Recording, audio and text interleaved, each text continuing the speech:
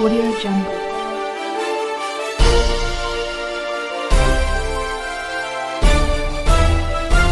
Audio Jungle. देखिए, आज की मीटिंग बहुत सारे इश्यूज़ के ऊपर डिस्कशन हुआ है। तमाम वरिष्ठ अधिकारी थे, लोक प्रतिनिधि थे, बाकी अलग अलग डिपार्टमेंट्स के अधिकारी थे।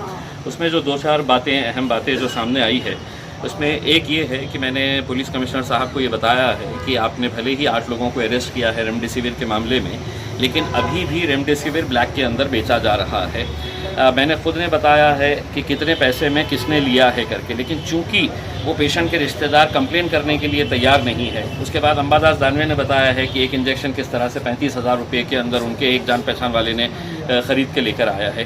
तो इसके लिए कहीं ना कहीं एक शिकंजा कसने की ज़रूरत है, और जो भी लोग हैं जो रेमडेसिविर का ब्लैक करने के अंदर पाए जा रहे हैं, उनके ऊपर जो सख्त से सख्त एक्ट लगाई जानी चाहिए कि कौन सा एक्ट है कि जिसके तहत वो 2 दिन 4 दिन के अंदर जेल से बाहर निकलना ही नहीं चाहिए उसके अंदर। चाहे उसके अंदर एसेंशियल कमोडिटीज़ एक्ट लगाइए या कौन से एक्ट्स लगा सकते हैं कि ताकि केस पुख्ता हो और ये लोग कई महीनों तक जेल के बाहर नहीं निकलना चाहिए। इस बारे के अंदर इनको ये कहा गया है। हमने यहाँ भी कहा है कि डेकॉयस को, यानी कि कुछ लोगों को पेशेंट के रिश्तेदार बना के मार्केट के अंदर छोड़ा जाए पुलिस डिपार्टमेंट की तरफ से, और वो ये लोगों को आइडेंटिफाई करे कि कौन लोग ब्लैक के अंदर बेच रहे हैं करके, ताकि उनको पकड़ने के अंदर आसानी हो सके है। एक मुद्दा और एक ये है कि हिंदुस्तान भर में हर जगह से खबरें आती है कि हॉस्पिटल के अंदर आग लग गई, इतने सारे पेशेंट्स मर गए हैं। हमने म्यूनसिपल कमिश्नर साहब को ये बताया है कि औरंगाबाद के पूरे हॉस्पिटल्स का फायर ऑडिट हुआ है या नहीं है, इसके बारे में है तो काम किया जाए। वेंटिलेटर्स के ताल्लुक से अभी वेंटिलेटर्स की औरंगाबाद के अंदर किसी भी लिहाज से कमी नहीं है, बेहिसाब वेंटिलेटर्स आए हुए हैं। लेकिन सबसे बड़ी दिक्कत यह है कि वेंटिलेटर्स ऑपरेट करने के लिए कुछ स्पेशलिस्ट लगते हैं। ऐसा नहीं है कि कोई एक मशीन आ गई है और उसको कोई भी ऑपरेट कर सकता है। तो वो मशीन्स को ऑपरेट करने के लिए अगर घाटी के पास अपने लिमिटेशंस है, जैसे घाटी के डीन मैडम ने बताया है कि हमारे पास की जो कैपेसिटी है 130 वेंटिलेटर्स हम लोग ऑपरेट कर सकते हैं, हमारे पास इतना स्टाफ है। इससे ज़्यादा वेंटिलेटर्स हमारे पास आए हुए हैं तो वो दूसरे हॉस्पिटल्स को दिए गए हैं। हमने ये कहा है कि प्राथमिकता जो है वो हमारे औरंगाबाद ज़िले के लिए होनी चाहिए। यहाँ के वेंटिलेटर्स ना बीड़ जाना चाहिए ना उस्मानाबाद जाना चाहिए, क्योंकि वहाँ के अपने नेता है, वहाँ के अपने मंत्री है, वो अपना ख्याल करें। लेकिन हमारी प्रायोरिटी हमारे लोगों को, औरंगाबाद ज़िले के लोगों को है तो मिलनी चाहिए। यहाँ के वेंटिलेटर्स बाहर नहीं देना चाहिए, इस बारे के अंदर ये हुआ है।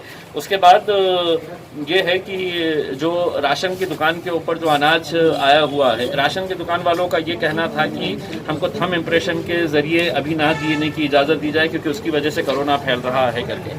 उसके बारे में एक मीटिंग हुई है और उन लोगों ने ये 1 तारीख से हम स्ट्राइक के ऊपर चले गए हैं राशन की दुकान वाले।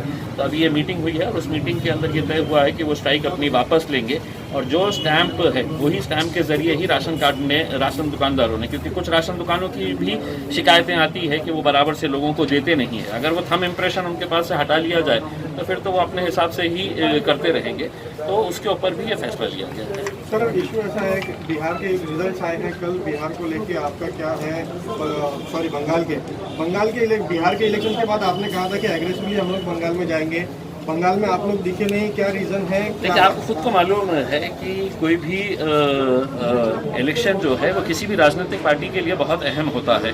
हमारे लिए भी इलेक्शन अहम था। हमने महज 5-6 सीट वहाँ पर लड़े थे, बहुत आखिरी मिनट के ऊपर हम लोग वहाँ पर गए थे। लेकिन प्रचार के लिए वहाँ पर जो पार्टी के जो बड़े लीडर्स हैं वो खुद नहीं जा सके। असद साहब भी बहुत कम वहाँ पर पहुँच सके, हम तो जा भी नहीं सके, क्योंकि हमारी प्राथमिकता ये थी कि हम अपने यहाँ पर जो परेशान हाल है, पेशेंट्स जो परेशान है, उनको देखना चाहिए।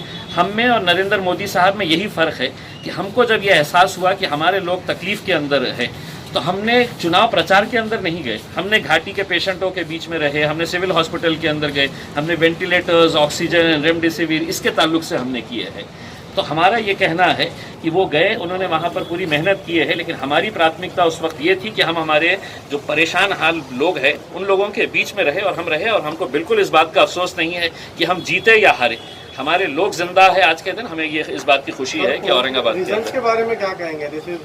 तो आपने बताया बहुत अच्छी हमारे लिए एक अच्छी खबर ये है कि सबसे अच्छा हमें ये लग रहा है कि भारतीय जनता पार्टी का जवाल जो है वो ग्राफ नीचे आ रहा है और देश के लिए इससे बढ़कर अच्छी खुशी की खबर कोई हो नहीं इनका सकती भी है। इसके लिए 10 दिन ही रह गए हैं, तो क्या ईदगाह में इस बार देखिए, नमाज अभी हम इसके शांति से- ताल्लुक से है तो पुलिस डिपार्टमेंट के साथ है तो एक मीटिंग करेंगे और हम कोशिश करेंगे कि इतने सारे लोगों ने है तो इतना कोऑपरेट किया है जिसकी वजह से केसेस कम हुए हैं। अब छोटे मोटे जो कारोबार करने वाले लोग हैं उनको थोड़ी बहुत अगर रियायत मिल जाए पूरे कंडीशंस के साथ तो उनका भी रोजी रोटी का जरिया बन जाएगा। लोग खरीदने के लिए जाएंगे तो दुकानदारों को भी 2 पैसे कमाने का मौका मिल जाएगा, तो यकीनन इसका फ़ायदा होगा। इसके लिए एक सेपरेट मीटिंग हम आज या कल में करने वाले हैं। ईदगाह में सोशल डिस्टेंस अभी उसके लिए तो मतलब ये है कि उलमा इकराम के साथ एक मीटिंग करेंगे। अगर उलमा इकराम अगर मानते हैं कि हाँ हमको करना चाहिए करके, तो फिर उसके बारे में है तो फैसला लेंगे।